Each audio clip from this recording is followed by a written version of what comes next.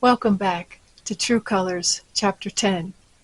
In the last episode, Michael and Cassie got engaged, but not before they each had to undergo some internal struggles, combat within their hearts over the decision about Michael's departure.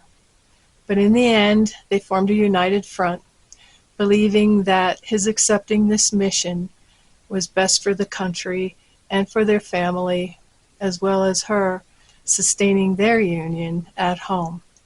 Despite their being apart, they would remain one. So let's join them and see how these next few weeks unfold. True Colors, Chapter 10. Heavy casualties poured in over the next 2 weeks. Nurses throughout Alexandria were quitting by the scores, and replacements weren't being recruited in vast numbers as they had the first summer of the war. In the 10 months I had worked at this hospital, only 2 nurses, Maggie and Tess, the dispassionate one, had stuck it out with me. There were days I spent 18 hours at the hospital, came home and slept 4 or 5, then went back to work another 20. All this when all I wanted to do was spend every minute with Michael. Time had become our enemy. Occasionally he came by during my shift and waited an hour or more for me to be able to break away from my charges, only to spend a quarter of an hour with me while I ate a hospital meal, compliments of the U.S. government. Sometimes we put him to work, helping to lift and turn and restrain patients. He was always glad to help, and it was often the only way he could spend time with me. I was glad, too, that Colonel Borman had come to see him for the man he truly was. To alleviate our burden and the soldiers' suffering, Colonel Borman requested and received nurses from state agencies and aid societies. 2 Sisters of Charity joined our ranks, along with family members of wounded soldiers who came to care for their own. On many a night, it was Sister Teresa's wit alone that kept our spirits up and our bodies going. On one particular evening, Michael spent over 3 hours at the hospital working alongside Maggie, Sister Teresa, and me. With his coat off and his sleeves rolled up, he took to the tasks at hand without hesitation. The nun looked over at him as we 3 women washed up and prepared to leave at midnight, which these days was about an hour early for us. My, did you say that fiancé of yours has been doing most of his soldiering from an office building for the past year? Looks to me like he does more with those arms than stick pins in a map.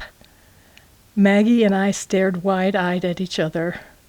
Sister Teresa chuckled at our expressions without a hint of a blush in her cheeks. I'm not blind to such things, you know. Who said you were blind, sister? It was Michael coming to the basin to wash. Oh, no one, Major. We were just discussing your the Constitution. What a very well-formed document it is. Maggie lost all control and had to balance herself against the countertop. What's so funny? He asked. We're just giddy tonight, I said, fighting to restrain my own laughter. Ignore us. Michael shrugged, realizing he'd get nothing more out of us, and proceeded to wash. We spent a quiet hour in the parlor after walking home. Although we had been wound up when we arrived, fatigue took its toll, and Michael had the ride back to Washington ahead of him. He rose from the divan, took my hand, and pulled me to him. I leaned into his gentle kiss. We embraced for a long while. Cassie, my love, I've found it more and more difficult to part from you on these few nights we've had together. He stroked my cheek. I've been thinking about our last conversation at the falls. The one about... If I could only be sure. The timing is perfect. I can guarantee you now that I will not get pregnant in the next 2 weeks before you leave. You needn't worry about staining my reputation. You know it wouldn't be the kind of wedding a girl dreams of, and we couldn't tell anyone, no friends, no relatives. If I'm found out, it could delay or even change my mission, and I can't let that happen. You have to understand that not much would change for us. You'd still have to work at the hospital and come back here at night. I'd have to live at my house. There wouldn't be many times we could be together as man and wife. We'd steal moments, sneaking away like forbidden lovers, only there'll be nothing to forbid our love from being complete. Oh, I want this, Michael. I really do. When is your next day off? Saturday. Saturday. Yes, Saturday will work. I'll speak to Reverend Magnus about it. He knows us both well, and as a government chaplain, he knows how to keep a secret. We could hold the ceremony at the falls. It's more secluded and therefore safer than a church or even a home. What a perfect idea. We'll do it then. The kiss he gave me left me wondering how I could ever let him go, not just from Washington in 2 weeks, but from me this night.